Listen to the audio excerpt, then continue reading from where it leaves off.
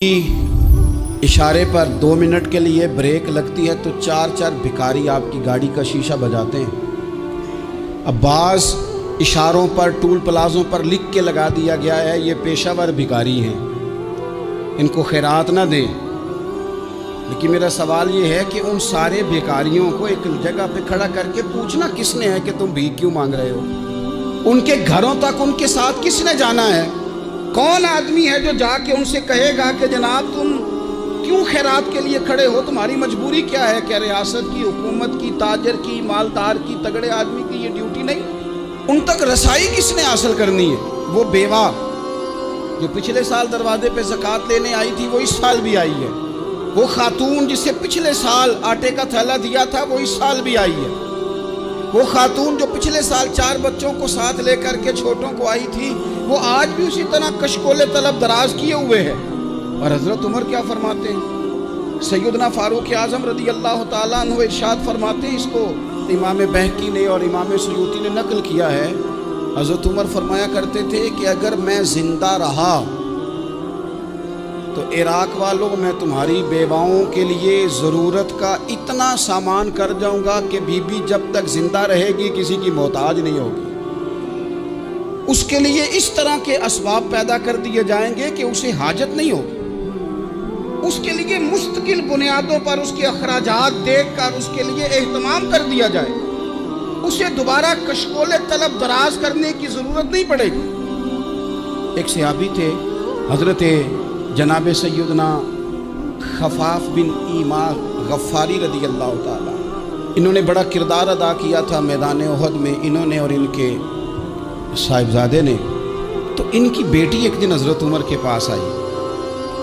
अब वो बेटी ब्याह के जा चुकी थी, उसकी शादी हो गई थी। हज़रत खफाफ बिन ईमा रज़ी अल्लाह ताला अन्हु की साहिबजादी अपने ससुराल चली गई थी, वहाँ उसका खामद इंतकाल कर गया।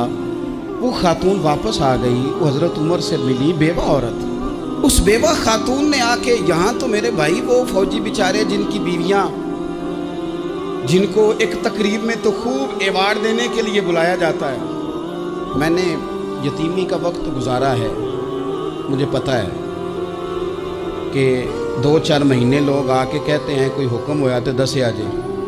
फिर जब 1 साल गुजर जाता है तो फिर लोग कहते हैं 4 भरा ने काम क्यों नहीं करते? तो ऐसे तो नहीं ना कि अब्बा ऐसे ही चला गया था, बड़ा कुछ दे के गया है, किधर है फलानी चीज़? लोगों का नज़रिया थोड़े अरसे के बाद और हो जाता है।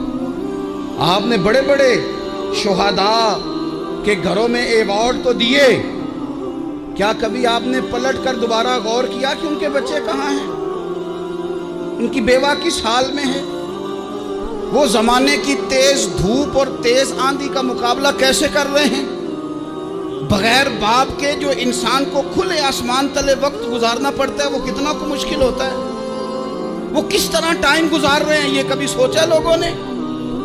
यहाँ तो निरंगी सियासत दौरान तो देखिए मंजिल उन्हें मिली है जो शरीके सफ़र न थे, जो निकले ही नहीं थे वो मंजिल तक पहुँच गए, और जिन्होंने जवानियाँ गुजार दी वो रास्ते में रह गए। हज़रत खफाफ बिन ईमा की साहिबजादी बेवा होके आ गई, बच्चे साथ थे, सरेरा जनाब उमर से मिली और मिल के कहने लगी, हुजूर मैं उस सहाबी की बेटी हूँ जिन्होंने ओहद वाले दिन अपने बेटे के साथ मिल के मुआसरा किया था। बच्चे मेरे यतीम हो गए हैं, मैं बेवा हूँ।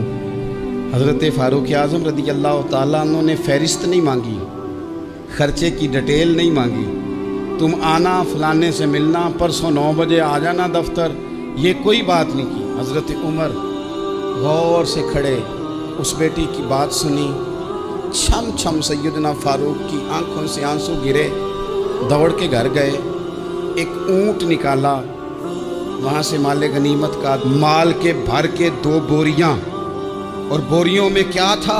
चांदी भी थी, नकदी पैसे भी थे, कुछ ज़रूरत का सामान भी था, गल्ला भी था। 2 बोरियां भर के ऊंट पे रख के खुद लगाम उस बेटी के हाथ में थमा के का पुत्र सामान भी तेरा है, ऊंट